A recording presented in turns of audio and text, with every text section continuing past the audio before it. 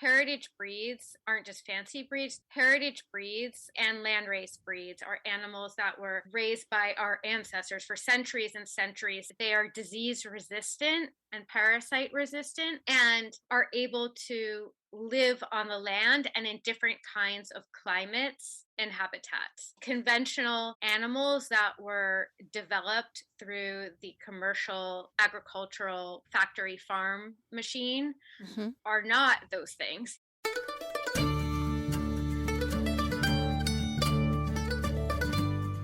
You're listening to the Good Dirt Podcast. This is a place where we dig into the nitty-gritty of sustainable living through food, fashion, and lifestyle.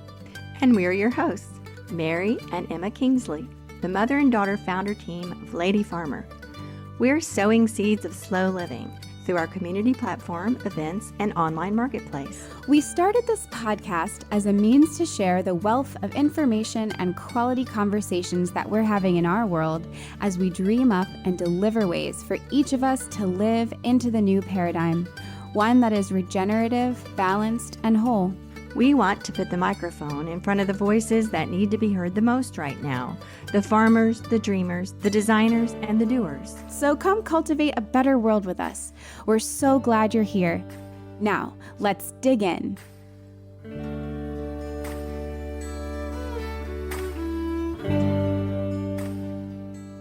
Okay. Mom, 100,000 downloads. We're so close. It's really exciting. 100,000. Yes. I know there's a lot of podcasts out there with millions and so forth, but for us, that just seems so exciting. It's such an accomplishment. And a couple of years ago, we started this. We had no idea what we were doing, but it's been so much fun and so gratifying. And when we hear from you guys out there that you love the Good Dirt and you learn so much, it's just, it's the most thrilling thing. So thank you. Yeah, it is. I know you said there's so many podcasts with millions of downloads. And there are some podcasts with millions of downloads, but there's also a lot of podcasts that don't have 100,000 downloads. So that's so true. I know. Yeah, I think obviously this whole journey, this Lady Farmer journey and this Good Dirt journey has just been such a gratifying personal growth for both of us also. Yes. Lately, I've kind of been going back and listening to some of those earlier episodes. Yeah. And it's kind of funny. We're like very, is the word stilted? We're very like, I don't know. We weren't warmed up yet. We weren't warmed up yet. And so I just really want to thank you guys who have, maybe some of you have been listening from the beginning. Maybe you have recently found us and you're just tuning in. And if you're going back, have an open heart and open mind. They're great interviews, but gosh. Well, we'll just give ourselves credit for coming this far. Yeah, absolutely. So at the time of this recording, it's at 97,000. When you're listening to this, we probably won't be quite at 100,000, but it'll be happening in the next week or so. So that's exciting. Okay, so be ready for the big announcement. Yeah. There's going to be confetti falling from the sky. So I want to say that the longer we do this and the more people we talk to and the more we get into the whole sustainable and regenerative living space, the more I realize that all this stuff has been bubbling up in me for a really long time, since I was a really young adult. And it's funny how it's taken me all these decades to get to this place where these ideas can be expressed and communicated and discussed. And these are just a lot of things that have been rumbling around in my head and my heart for a long time. So do you have a memory of one of your first times thinking about this stuff? You were kind of crunchy in your 20s. Gosh, you know how I've told these stories before, how I defied the homeowners association when we lived in the suburbs for not spraying my lawn. And I was green school mom. And Emma, do you remember the plastic-free lunch? Yeah. In the 4th grade? Yeah. So that was 20-something years ago. And yeah, 1999 or something. I just really enjoyed that exercise. And we had the whole 4th grade doing it, right? Mm-hmm. What's your memory of that? Well, there was a lot of talk about it. Yeah. It's kind of a big thing. You kind of had to strategize. Yeah. You tried to have no trash. I don't think it was plastic free. I think it was trying to have no trash. It was a no trash lunch, right? Yeah. Correct. But that meant no plastic. Yeah. But I guess I'm wondering, because you said early adulthood. So I feel like we've told some of those stories here on the podcast, and those are great. But I'm wondering, You said, or was it not until you became a mom maybe that you started No, it thinking was about this before stuff? that. I always Yeah. wanted to live somewhere where I could walk to where I needed to go. Like when I was in graduate school, I was very intentional about finding an apartment where I could walk to school. Hmm. And I think I've even recently told that story of that revelation I had when I was baking bread, having my hands in the dough and feeling like it really gave me a connection to ancestors and Yeah. women in the very far past. And I realized that that connection was missing in the Hmm. way we were living. Yeah. During the years of city living, I felt very frustrated by not being able to be in nature as much, by traffic, cars, having to drive everywhere, concrete, Hmm. all that sort of thing. I sought out ways to be outside, ways to be in nature, Yeah. ways to cook healthy food, all those Yeah. sorts of things. And I could say I have been thinking about these things for fewer years than you have, but I've always enjoyed a good talk show, playing pretend with, Catherine and Caroline, my friends growing up. Everyone had their little boombox tape player with a microphone plug in, and you could like record yourself talking. Oh, That and was you fun. remember when you were in the 5th grade, you were on the elementary school radio show. You were one of the announcers. You won the competition. Oh, yeah. Wait, in the 5th grade, I was the news anchor for the Dolphin Splash. That was Shout out it, to my yes. co-anchor, Bailey. And we were telecast throughout the elementary school. And then you took me to the mall. Oh, yeah. One time there was an audition from Radio Disney to be a kidcaster. I won. They picked me to be a radio kidcaster on Radio Disney. But then there was not really any ever follow through. They Never actually did it, but I I won the know. audition. You won, and then they never did anything. Yeah. So, bam, here we are, Radio Disney, 100,000 downloads of The Good Dirt, finally, in my place of glory. They missed out. They sure did. Anyway, so we Yeah. are just so excited, obviously, at Lady Farmer and the Good Dirt podcast for this growing community and to be getting to know so many of you and hearing from all of you. And as some of you may know, we have a membership community. It's called Almanac. And it's a really wonderful and involved community that has really a lot going on. And so we are doing some reshuffling, reorganizing on our end. And we want to make it easier for Good Dirt listeners to support the show without necessarily feeling like they have to really dive in and get all of the bells and whistles of the full membership. So we have created a lower tier membership level where you don't get the weekly content or activities or the monthly gatherings and the multiple resources and discounts and stuff that you'd get with the premium membership, but you do get access to a wonderful community. Everyone who's on the platform will have access to each other in this Good Dirt level.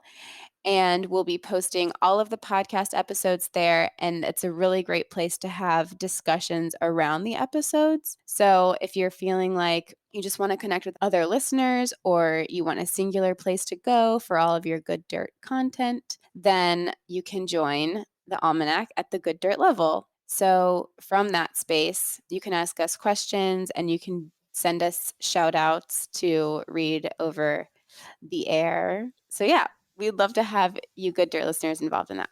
It's $7 a month. So all of that goes straight to supporting the show and the production of the show. And it's a really great way to support if you enjoy listening. Yeah, so just to reiterate what Emma was saying there, some of you might really be interested in supporting the Good Dirt because you listen to it and you think it's great information and you learn stuff and all those good things. And some of you might feel like you want to talk about some of the episodes with somebody. I feel like that sometimes when I watch a good TV show or hear a good podcast, like I want to talk about it. So this is your opportunity to do that without having to feel like you're joining something that you're really not going to use or engage in. A lot of us, I know we have a lot of things going on. We're on a lot of mailing lists. We might already belong to some online communities and maybe you're not in a position to add one more. But this is a way you can really zero in on just supporting the Good Dirt helping us along, helping us support this show financially and keep it going because we want to keep doing what we're doing. Absolutely. Yeah. And for those of you that are interested in the full Premium Almanac membership, I'm not going to say too much at the moment, but you might want to join now because we actually are going to be raising the price of that eventually because it is so much and it is so focused, and it would almost be like working through an online course to get you to like more sustainable living. So we're really upping the ante on that one, and that's why we wanted to offer this lower tier, easy access, support the podcast membership. And then we'll have all of you hardcore slow livers in the Premium Almanac as we go on throughout the year. So more on that soon. But thank you for supporting us. We like to say slow living enthusiasts. Right. Slow living enthusiasts. We don't want any slow livers here. That sounds like you need some herbs to help with that. Yeah. Anyways, on to today's episode. So I was going to ask you though, first, of course, you know the song, Old MacDonald Had a Farm, right? Yes, I have heard it before. Okay. So what was distinctive about Old MacDonald's farm? What was different about Old MacDonald's farm than what you see around you now? So Yes. many different animals. Yeah. You'd go through all the different animals. And a lot of farms only have certain kinds of animals. Is that the right Farm. answer? Yeah. That was a good question. I had to think about that. You got it. Great. Old MacDonald had a small, diversified farm, and there's really not that many of those left anymore. A couple of generations ago, farmers and ranchers used to be like 30% of the population, or even more during some years before the war. Now it's just like 1.3% of the employed U.S. population are Oh my farmers. gosh. So Old MacDonald is really kind of a thing of the past. Yeah, and it's fascinating because I guess in a way that makes sense if you're thinking about like the agricultural industrial complex, because Yes. a lot of times, except for in our investment portfolios, diversity in business can really mean it's like not smart because you want to like niche down and you want to focus on one thing. And like economically, if you want to scale something, it makes a lot more sense to like be really, really good at one thing. So that's a really good example of capitalism and scalability kind of just not really aligning with the most ecobiologically sound choices. Yeah, but we know in nature, and we know from knowing about the good dirt and healthy soil, that diversity is key. Exactly.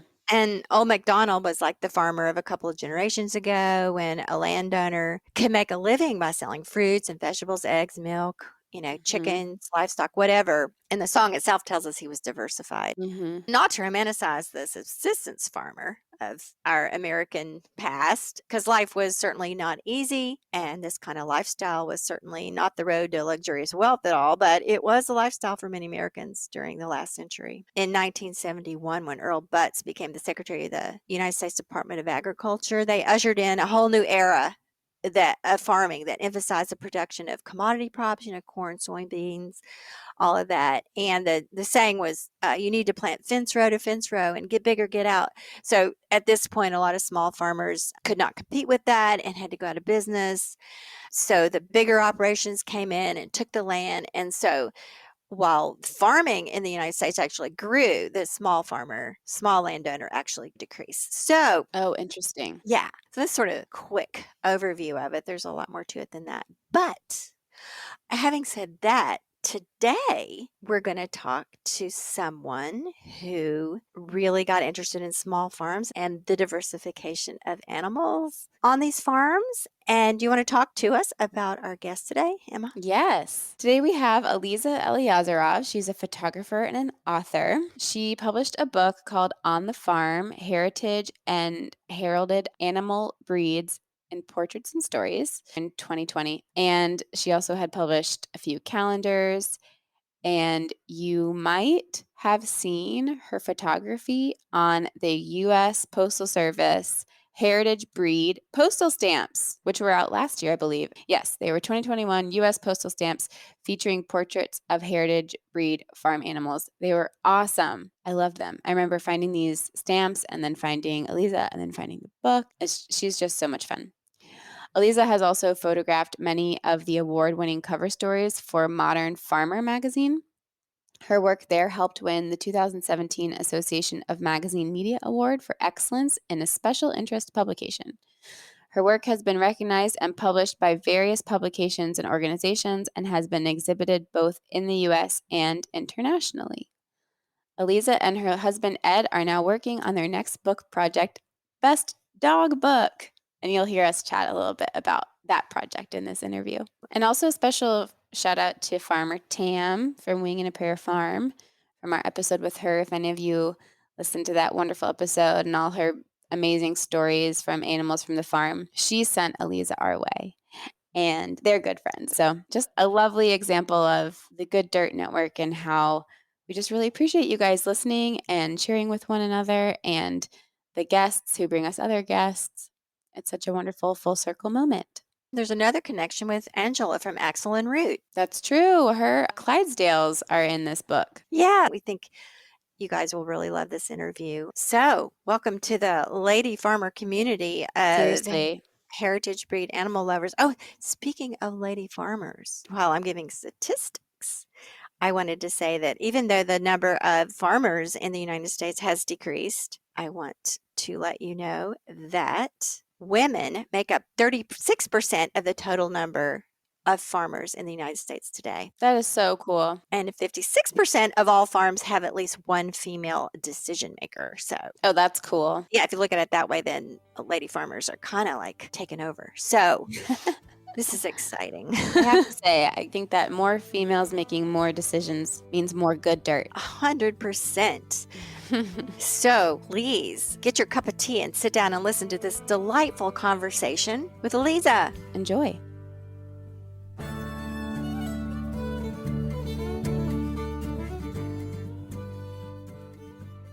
My name is Aliza Eliazarov. I am a photographer and the author of On the Farm. And I also photographed the heritage breed Forever postage stamps that came out in 2021. Oh, great. And for that, I did a lot of the photography for Modern Farmer magazine and many of the cover stories for Modern Farmer.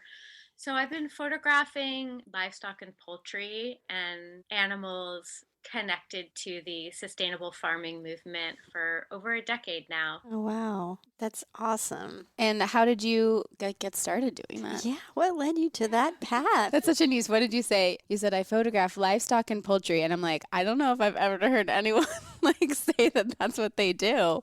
Quite a niche. Yeah. Yeah, so the short version is a long version because life is a windy path. Of course. Right? That's why we're okay. here. We have all afternoon.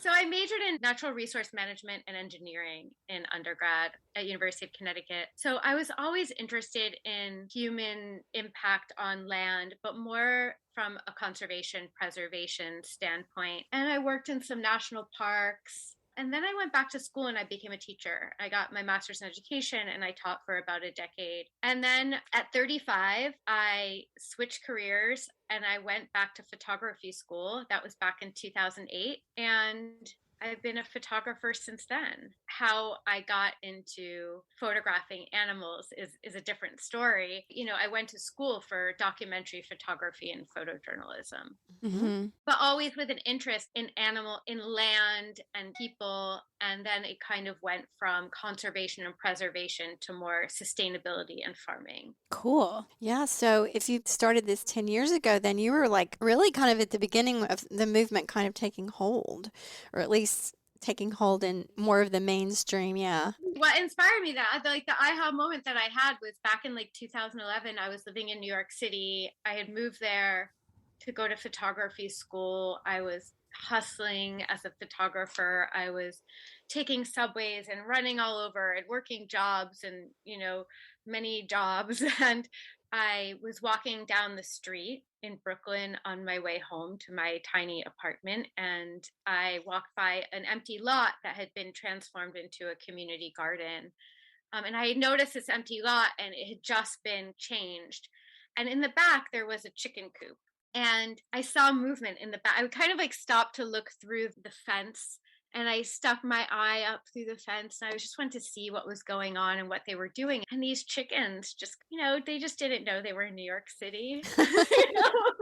They didn't know where they were. They were just bopping around and clucking around. And it was just at that moment I realized how completely and totally disconnected from the earth I was, how disconnected I was from the good dirt, Yeah. from how much I didn't understand about my food sources and how my food was grown or how my food was raised.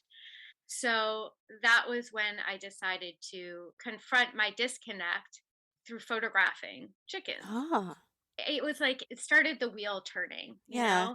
And I'm a photographer, and photography is my tool for understanding the world and Mm-hmm. exploring the world and answering my questions. I do it through photography, right? Yeah.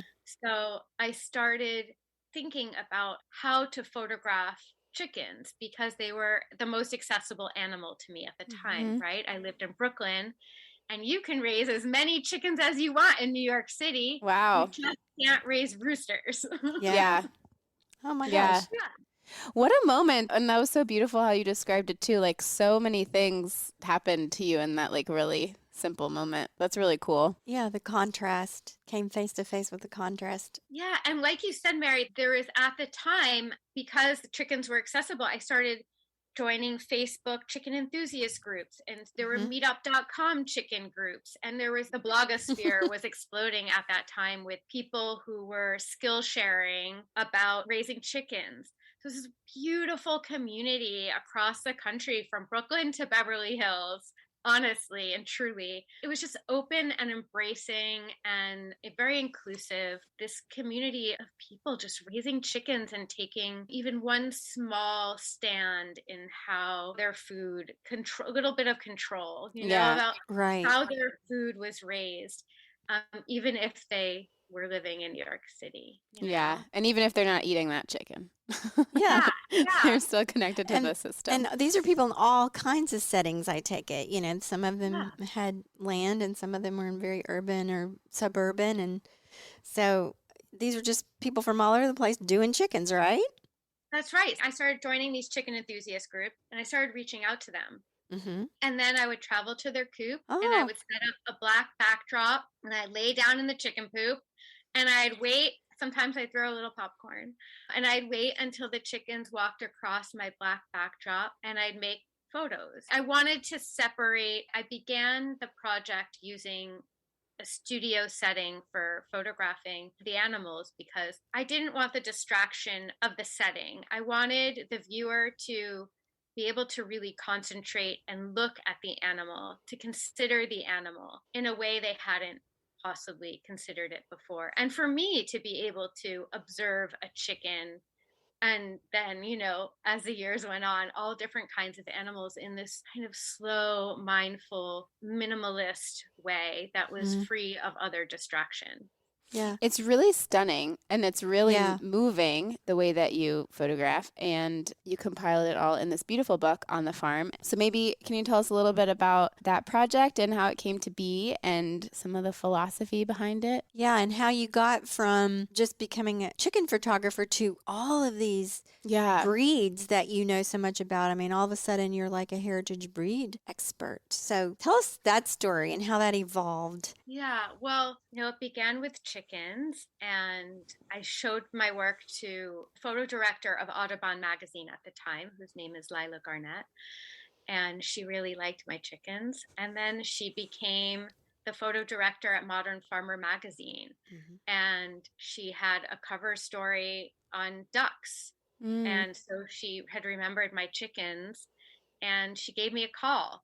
So then I started photographing ducks, and then they called me again, and I photographed bison and goats and then sheep and then turkeys and rabbits. I started photographing all of their cover stories, and through that process I traveled and I met the most amazing farmers. I visited beautiful farms raising heritage breeds, and I started learning more and more and more about heritage breeds and rare breeds. Mm-hmm. And most people don't know that there can be an endangered sheep or an endangered pig Right. That doesn't compute to people who have no connection with farming or sustainable farming, how there could be a rare pig breed. Mm-hmm. People don't know where, how livestock even got to this country. Almost all livestock and poultry got to this country. Who brought them over? What were native here and what weren't? And why would they? Yeah. Why would they know? I didn't know. So as that grew and as I talked more to farmers and visited these farms and photographed more and more of these beautiful breeds of animals and found out that many of them were rare and endangered, I wanted to help give a space and I wanted to showcase them and celebrate these breeds. I wanted to, shout it from the mountaintops and let others know about the importance of raising heritage and rare breeds and how they're different from raising conventional breeds and how conventional farming looks different than sustainable practices. Yeah, and I wanted to give folks the opportunity to confront their disconnect in the way that I use this project to confront my own disconnect and get closer, to use photography as a way to consider something and think more deeply about something. So, I felt that it was really important to make this book so folks who were not connected to farming and living in New York City could maybe, in their little New York City apartment, open this book and feel connected to a goat, Yeah. Yeah, and that maybe folks who have small farms would maybe learn about important history or the significance of a rare breed and want to raise a rare breed or add a small flock of rare breeds to their farm. Yeah, and I think one characteristic of your book is that you treat the animals, you're not, like you said a moment ago, it's not about the setting, it's not about the farm. It's actually about the individual animal, and it's like animal portraiture. I think you use that word. You use their names and you tell the animal story and where this animal came from and what its personality is like, and you tell stories about the animals. And it's very transportative, and when you think about these are farm animals, a lot of them are going to be used as food, but still, part of the sustainable farming mindset and philosophy is that even if they are going to become food, you still honor them as individuals. And that's part of the cycle of life. And that's what their contribution is. And our contribution as the sustainable farmer's contribution is to give them a good life and to honor them and elevate their lives as much as it can be, instead of the alternative, which has become all too common these days, the conventional farming practices. Yeah. Almost like taking it for granted, like each of these animals, just for granted in the most literal way. Oh, it's an animal on a farm somewhere. Yeah. It's really amazing. And I'm like in this moment while we're having this conversation and you explaining your process, it's connecting the dots for me, like how incredible it is to remove the animal from the setting. Yeah. And how it's almost, what's the word? Antithetical, like what you would think to do if you're trying to transport people to a farm and really get to know an animal. Obviously, you would, photograph the animal in its setting. But it's really amazing what that contrast is and like what that does for the viewer. And it's funny, when I was looking at the book, I actually wondered, I said, noticing the black background, and I didn't know how you did that. I thought maybe that was some sort of thing where you... Like a Photoshop? Where she just took out all of the background and made it black. But you actually positioned the animals in front of a black screen. You took your studio with you. Yeah, we build an on location. We travel to every farm and we're very scrappy. We can do it in a barn, a shed, a garage, wherever. And we build a backdrop and set up lights and we transform a space into a photo studio. Wow. How did the animals react to that for the most part? I mean, what's that like? Somehow you were able to make them agree to be photographed because everyone I saw in here. Did they sign a waiver? Yeah. Just kidding. None of them seemed to be complaining. I guess maybe you left those out. I don't know. That's really funny. Yeah, no, that's a really great question. So a big part of the process of making these photographs is the process of photographing them and building the studio. It's very much of a collaborative effort between myself, the animal, and the farmer. When we bring the animal on set, I try to be very quiet. I mean, you folks have been around animals and you know how, a timid a sheep can be and how curious a goat can be and how spooked a horse can get. especially from flashing lights. So we try to create this very calm and quiet space. And then I'm very patient on set. I try to really give the animal a chance to settle into their surroundings, sniff the backdrop, look at the lights and walk up to the lights, lick a light if they want to lick a light, all of these things. And then when I feel like it's time, I start photographing. And it's really up to the animal how long a shoot lasts, because obviously the well-being of the animal is a priority for me. So a shoot could last 10 seconds or it could last 10 minutes. Wow. Yeah, it really depends on the animal. Treats help. So we always have treats on hand, special treats, animal crackers or whatever, apples, whatever the farmer knows the animals love. And so we try to, we use the treats. That helps a lot. And it's really up to the animal. And every shoot, there's a surprise supermodel. Every single shoot, I'll say, I want to photograph that goat because she's so gorgeous. I love her markings. She's like, oh, it's not going to work. It's not, she's crazy. She's out of control. She's a lunatic. She's out of control. She's a loose cannon. And then that goat gets on set. Oh, yeah. And it's a supermodel. She's the diva. Yeah, total supermodel. And the farmers are always just slack-jawed and cannot believe which animals just shine. It's so always funny. Surprise. I know, it's so funny. And without fail, it happens during every shoot. There's always a breakout supermodel on every shoot that just shocks and surprises the farmer. That is so much fun. Yeah. Do you have any particular supermodel stories in mind or any other fun stories from shoots? I have a story that it didn't end up in the book because we didn't have this chapter in the book, but it was an assignment for Modern Farmer to photograph bison.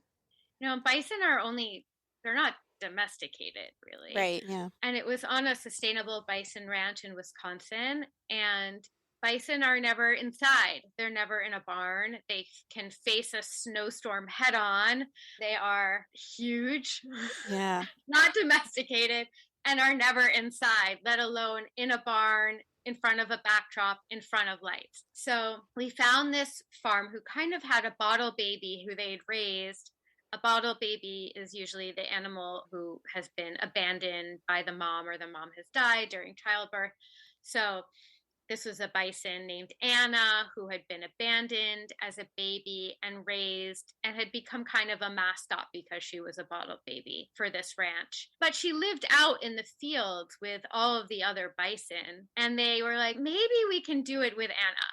Like, we might be able to do it. So I flew out to Wisconsin. And when we set up the backdrop and the lights, I looked at the ranchers and I was like, do you think this is going to work? And they were like, we have no idea what is going to happen. She has never had a roof over her head, let alone a backdrop behind her and huge photo lights flashing in her face. Mm-hmm. And we got her inside the barn and in front of the backdrop, and she was chill. This giant bison just stood there and looked at me like she could do it all day long. It was insane. Oh my gosh. Anna, excuse us, Mrs. Was she full grown by then? Yeah, she was 10 years old. Wow. And I know they're just humongous. Yeah. What's it like for you? That must be kind of scary. I mean, that could be dangerous. Yeah, a little bit. Yeah. The unknowing. Like, if she wanted to, she could have charged me very easily. Yeah. She didn't. Oh my goodness. Still. Yeah. That's hilarious. Anna. Did Anna make it onto the postage stamps? I guess she made it into the magazine. She made it into the magazine. Yeah. Okay. She was on the cover of A Modern Farmer, the bison issue. Well, that's a very unique set of photographs because, as you said, bison are never inside. Yeah. We had a bison farmer on a few weeks ago, Liz Riffle from Riffle Bison Farms in West Virginia, and she was telling us about their personalities and how they don't like you to get too close to them under certain circumstances. And like you were saying, they're like truly wild animals. Yeah. So that's amazing. Yeah. Wow. That's quite an accomplishment. And then I think there's also the stories we went to photograph. For me, this is also still just a journey for me to connect with animals and learn more about these animals. So, I'm always just surprised and delighted. The more I get to know these animals, the humor, how funny goats are, how entertaining, how you could just sit and watch ducks and chickens all day long because they're just endlessly entertaining. They're so funny. And I really, really, really love donkeys. Yes. Have you spent time with donkeys? Not really, enough. but we've heard so much. I used to work at a camp where there was a donkey because they're like friends. They're good friends for horses. They like keep horses calm. And there were horses at this camp. And then we had Eduardo, the donkey. He was great. But I haven't spent like extensive time with them. They're so soulful. And I went to photograph these donkeys at a place called Road to Independence that used therapy donkeys with persons with disabilities. And just being in the presence of these donkeys was so soothing and calming. I really felt their purpose. I felt how important and how useful they could be as therapy animals and how they really could provide this sense of calm and safety to people who need that. That was just amazing to me. And they live to be 40 years old or something. They live even longer than most horses. So they're very long lived and so special. They need to be in companionship with another animal, right? They don't like to be alone. Is that true? Yeah. I mean, I don't know if any animals really like, like Yeah. domesticated animals. Yeah. They kind of all need a friend. Yeah. Well, you're talking about therapy animals on our farm. We have 4 retired therapy ponies. Oh, okay. So very similar. Something about some sort of connection between equine energy or something in humans, which is why I don't know if you'd consider donkeys equines, but I mean, there's some relationship there. But anyway, there's some sort of connection. And these are 2 mother-daughter pairs, and their sole job was, as you say, was to just offer people some, companionship and calm and possibly solace, in the midst of some kind of anxiety.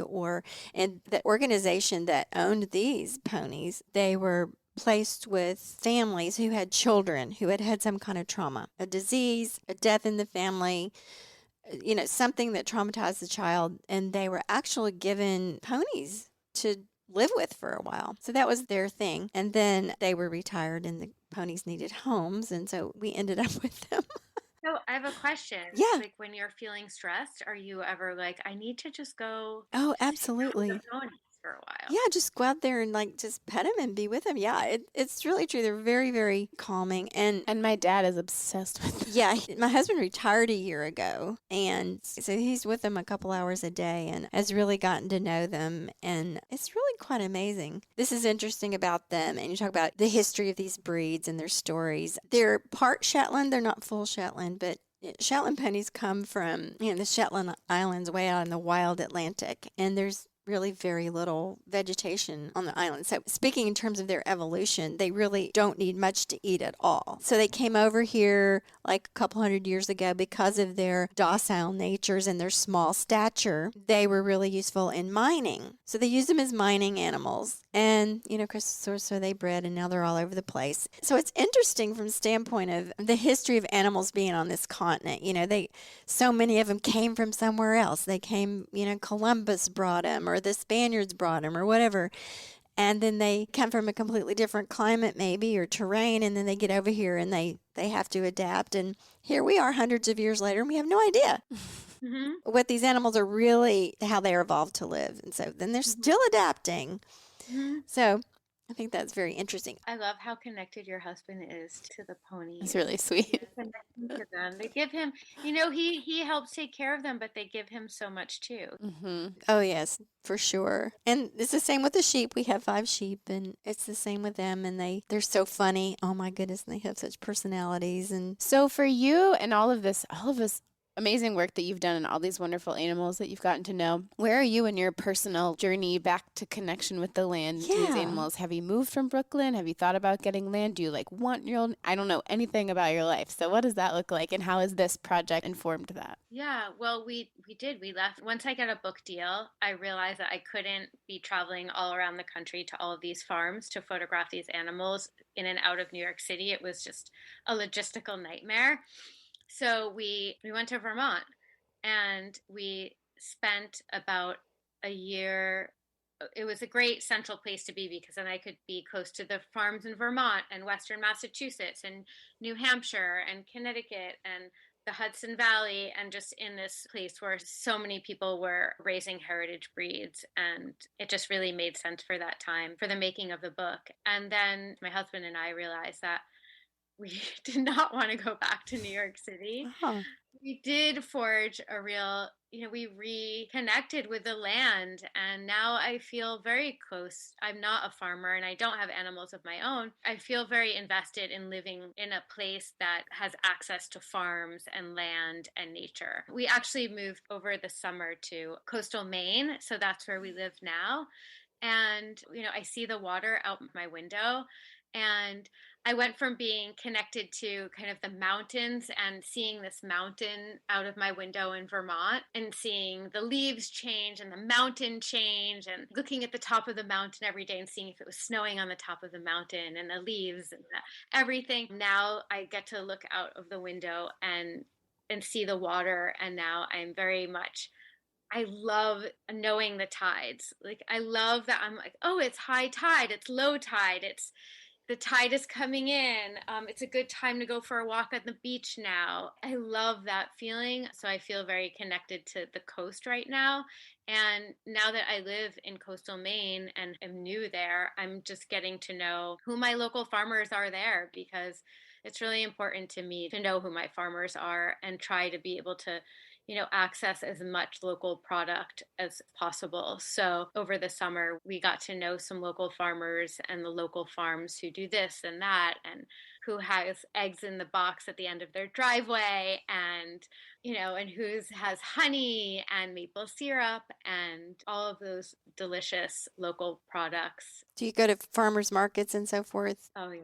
Yeah. We even found somebody, we got really excited. We found someone right at the local farmers market in Kittery, where I am, who sells pork products from mulefoot hogs, which are an endangered breed. And I got so excited the first time I went to the farmers market in Maine to find somebody who raises endangered hogs that I could support. I could support this endangered breed every single week if I wanted to. So that was really if I needed to. And so that's it's been so wonderful. Well, when you were in Vermont, were you close to the Wing and a Prayer farm? We had talked to Tammy a few, I don't know, months ago, and she had told us all about Princess Peppermint. And that's that very story that's in your book. She had told us. We were photographing for the book in the middle of the winter down in Virginia. And then we were trying to coordinate something with Tammy and her animals up in Vermont. And while we were in Virginia, she got back to us and said that she had an opportunity for us to come. She had an opening in her schedule. Can you come tomorrow? Oh.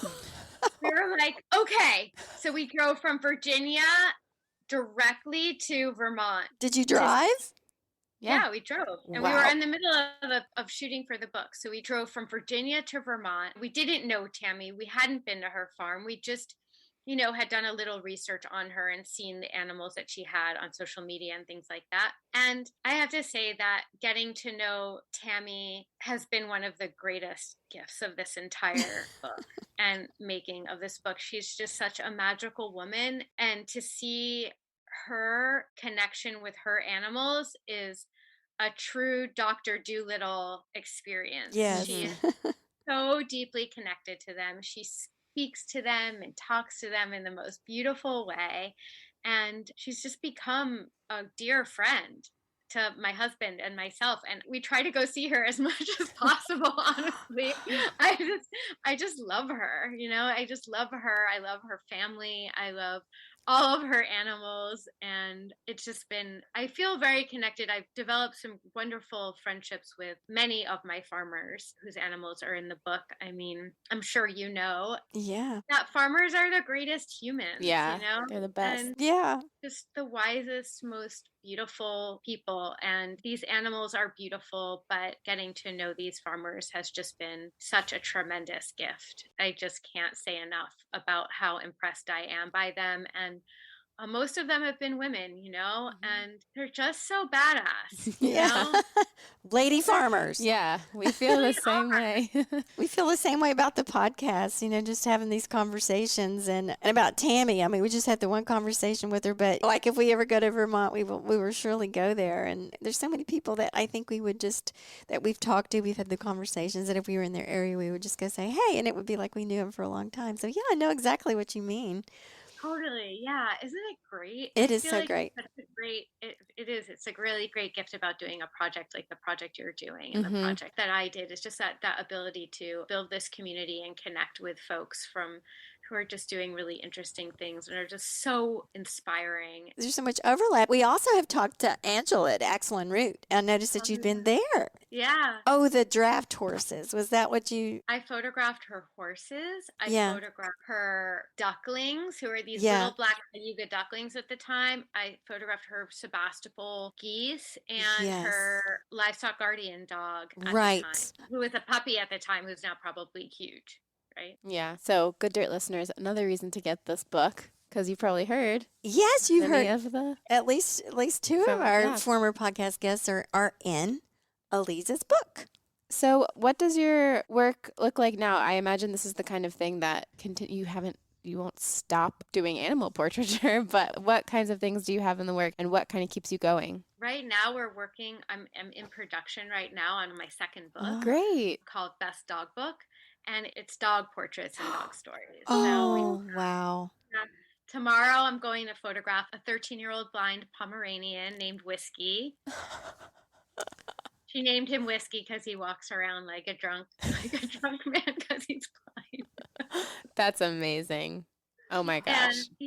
And yesterday we photographed an Irish wolfhound. Oh, those dogs are so cool. 8 months old, 120 pounds, and still growing. Now I'm telling dog stories and making dog photos. So that's the next project. Oh, I can't wait to see that. So fun. Do you have dogs?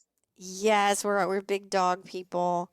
I have a 13-year-old white German Shepherd that I love so much. Sky, she is my soulmate.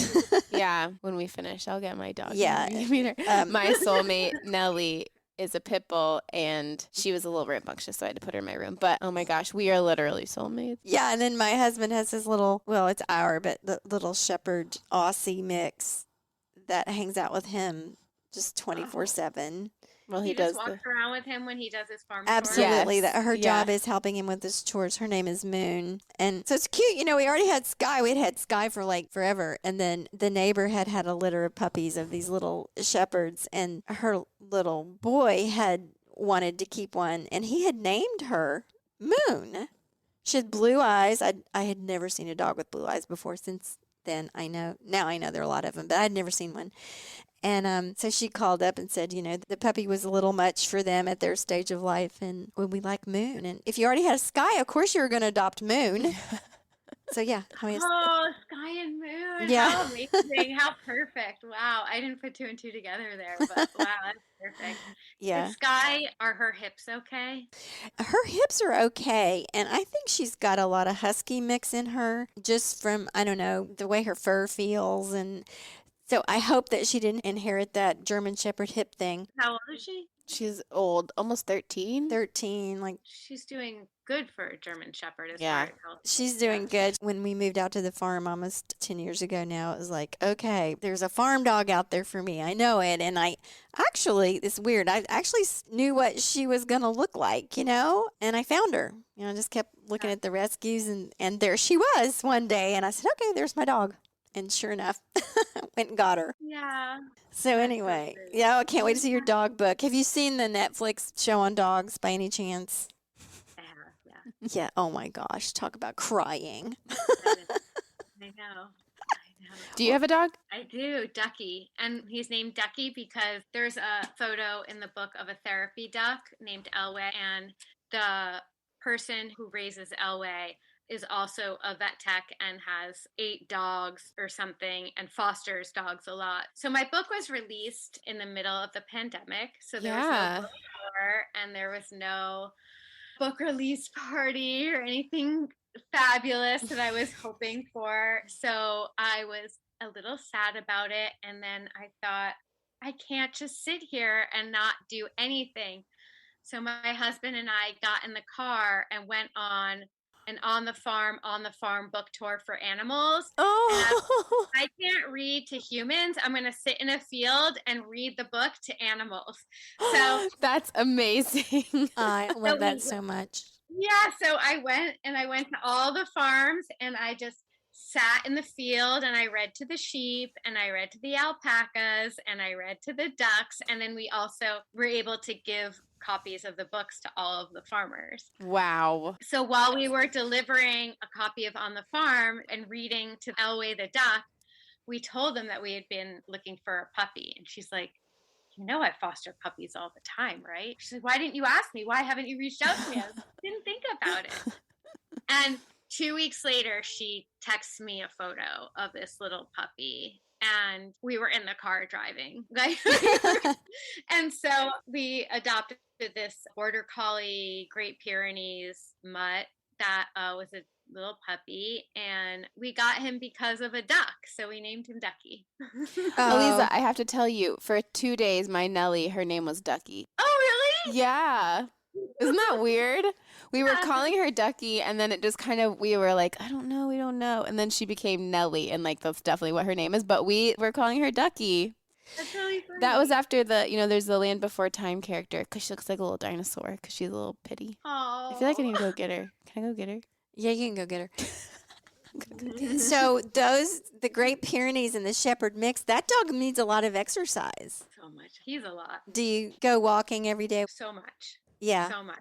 We do too. He's a jumper. We can't get him not to stop jumping, but he's a big, high exercise boy. He's got tons of energy, tons of love. He loves every dog and human that he meets. And he just wants to play and play. But yeah, he doesn't have the intensity of like an Aussie Shepherd or a Border Collie. He doesn't have that. He's more like goofy. He's a little goofier. Here's Nellie. You're about to meet Nellie. Talk about therapy animals. Nellie just makes you laugh. I mean, she's like a comedian. She's a comedian. Look at her. Oh, Nellie, is that a good girl? Okay, tell me Nellie's story. So Nellie, we got her at the DC Humane Rescue, and kind of similar to you guys. It was just, I was like, we need a dog. It was during COVID, so everything was online. You can look through the profiles all online. And I saw her, and we couldn't meet her in person or anything, but we just kind of like talked to the people on the phone. She was a surrender, so her last owners just took her in, and we think it was like a situation where there were too many dogs at the old place and she had bite marks on her head, so they thought that maybe one of the dogs bit her and that's why they brought her in. I don't know, but that's really it. Like, we were the first people to ask about her, and then we just went and got her from our local. So she's a DC doggy, and that was last Christmas, Christmas 2020. Another COVID dog. She is my soul. And then literally my next birthday. So my birthday's in March. And I got a psychic reading for my birthday, my 30th birthday. And the psychic told me, without knowing anything, she was like, you have a dog with a really close connection, don't you? And I was like, yes. And she was like, she's your soulmate and your spirit guide sent her to you. And I was like, they definitely did. I kind of love that story. Maybe my gosh, I love that the psychic told you that. Yeah, and I love that my spirit guide sent her. What are things that she does that make you feel that she could be your spirit guide? Well, she makes eye contact with me, but if we're sitting around talking, me and my boyfriend, or even if she's over at my parents' house, she'll sit on the couch with you and look at people talking. She makes eye contact. And then, of course, most most animals, if I'm sad or something, she knows right away and comes over with me. And I don't know, she just knows. Very human-like. Yeah, you just look at her and she makes expressions and you can talk to her and it's like she's following along. Another funny thing is when you're talking with her, she'll turn her head Yeah, like she she's does. listening.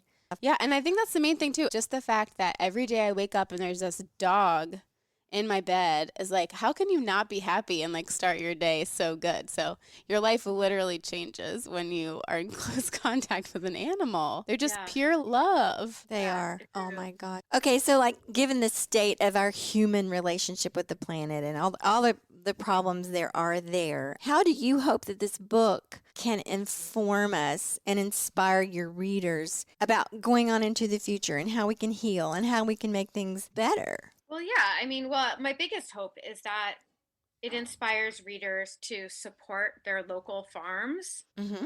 and their local small economy, to learn more about sustainable farming practices and to be more connected to their food and fiber sources. And then, I mean, if they're to farmers and homesteaders who are raising animals, my highest hope is that they consider raising some rare breeds. I just really hope that folks who read this book start just understanding maybe a little bit about the importance of supporting sustainable agriculture, and from a climate perspective and an environmental perspective, and how a regenerative farm can heal the land. Yeah. Yes. And what would you say to someone who might not understand why rare and heritage breeds are so important? How is it different from just like a fancy Yeah. name and color? You know, like why is it really worth investing in? I think that the thing to understand is that heritage breeds aren't just fancy breeds. Heritage breed and landrace breeds are animals that were raised by our ancestors for centuries and centuries. Some are thousands of years old, some are hundreds of years old. Some evolved because they were left on islands and evolved into their own breeds. But what heritage breeds have in common is that they are hardy, they're long lived, they're good mothers, they can birth naturally, they can forage, they are disease resistant and parasite resistant, and are able to live on the land and in different kinds of climates and habitats. Conventional animals that were developed through the commercial agricultural factory farm machine Mm-hmm. are not those things. They Yeah. can no longer birth naturally because they grow too big too fast. They need medication to stay healthy because they're so disease susceptible. They don't know how to forage. They can't be in sunlight because they never see sunlight, some of them. They are not long lived. They are not hardy. So that's really the difference. And when you think about the future of farming and the future of agriculture, especially in a world where water is becoming more scarce and the temperatures are rising, having breeds that have been raised to be able to live in those kinds of climates with less water, and who can live with, like, your pony, right? Yeah. Your pony who can live on nothing because this pony is a land race breed who has evolved on a Shetland island, right? Right. So as resources become more scarce and water more scarce and the sun is hotter, then we need breeds that can sustain, that can live in those climates, Yeah, that's so compelling. It's like these are Yeah. literally the creature. These is who we want on our team. We Right. want Yeah. these guys. And you articulated that so well. Yeah. It's almost like, you always hear in permaculture and regenerative farming, you work with nature. You're not trying to manipulate it for our own commercial purposes. And so these heritage breeds are a chance for farmers to actually work with breeds that that you can cooperate with nature and be successful. Mhm. Yeah. Yeah, absolutely. Yeah. The other thing is, just for world food stability, Yeah. 98% of Holsteins can be tracked back to two male bulls if there is zero diversity in the Holstein population. So you can imagine if a disease went through or a virus went through the Holstein population, the entire dairy industry in the United Yeah. States would completely collapse, right? Yeah. And that's a problem. Yeah. Yeah. Diversity. Diversity is key. Yeah. Well, you touched on this a little bit in sort of your life moves to Vermont and coastal Maine, but I'm wondering, aside from this busy time producing your next project, or maybe, I don't know, maybe it's incorporated, what does slow living mean to you and how do you incorporate that into your life? I think for me, it's just mindfulness. And as a photographer, it's observation, observing. Observation is a big thing. A Yeah. photographer, you're looking, right? You're Yeah. looking and seeing and making time to look and to see It's important for all of us, to notice the light in the sky and how it's changing, to look at the shape of things and how things are moving in the wind and outside, and how the light moves across your home, or how your dog's expression changes, Yeah. depending on how you talk to her, what you say, or how she's feeling. I think just being observant is probably the most important thing to me as far as slow living. And I hope, because I just moved to Maine, on a personal note, very soon it will include just having long, luxurious dinner parties with new friends, Like, Yes, I girl. can't wait for that. Oh, that sounds so Oh fun. my gosh. I so Yeah. romanticize that Yeah. coastal Maine life. I'm so jealous. It sounds I mean, but amazing. just after the past 2 years, just being able to just make a homemade big dinner and just spend 4 hours just drinking and With eating. other people. Yeah. Yes. Yeah. Amazing. Right? I'll also throw in here one of the primary principles of permaculture is observation. So, Oh, yeah. yeah, see how that overlaps? Yeah. So, what does the good dirt mean to you? Well, to me, from the perspective of my book, from the perspective of on the farm, the good dirt means to me, it means healthy soil on a sustainable farm where good rotational grazing practices are in place, and pest and weed management is done by the animals, and it's just a healthy land that's being used wisely. Yes, That's good dirt. that is Amen. good dirt. Exactly. Amen. Is there anything else that you want people to most understand about the work that you do? Or anything that we didn't talk about so far that you want to talk about? This is your chance. Yeah, I think that I personally am a supporter of sustainable agriculture, but my book isn't telling people how to live or how to eat. I want to provide people, each individual, with the opportunity to consider the role that the animals play in their lives. And that changes from person to person, right? I'm not Yeah. saying you should eat meat or not eat meat, or, save these animals or not save these animals. Like, it's not an agenda. It's not like I don't have that kind of an agenda. I think that I would love people to do is to really take the time to just consider these animals and what role they've had in your past, what role they play in your present life, and what possible way can they play in your future. Yeah. Do you see yourself maybe living on a farm in the future, even if you live in a little apartment in a city now?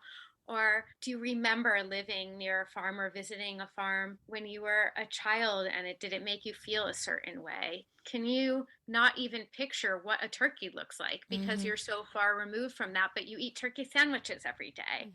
Yeah. There's so many different ways to think about the domesticated animals that have walked beside us and have made it possible for our society to grow and evolve quite literally for the past 11,000 years. So I feel like they really deserve some moments of contemplation. I feel like they deserve that, our time and consideration. Absolutely. Absolutely. And you've done it so beautifully in your book. You've sought them out, you've framed them, elevated them, given them portraits, giving them identity, personality, are so much a part of your book. And we enjoyed it. And thank you for sharing it with us. And thanks for being with us today with all your stories and observations. It's been really, really delightful. Yeah, thank you. Thank you. It's been so nice talking to you both. It's so nice meeting you. Yeah, it's so nice to meet you too.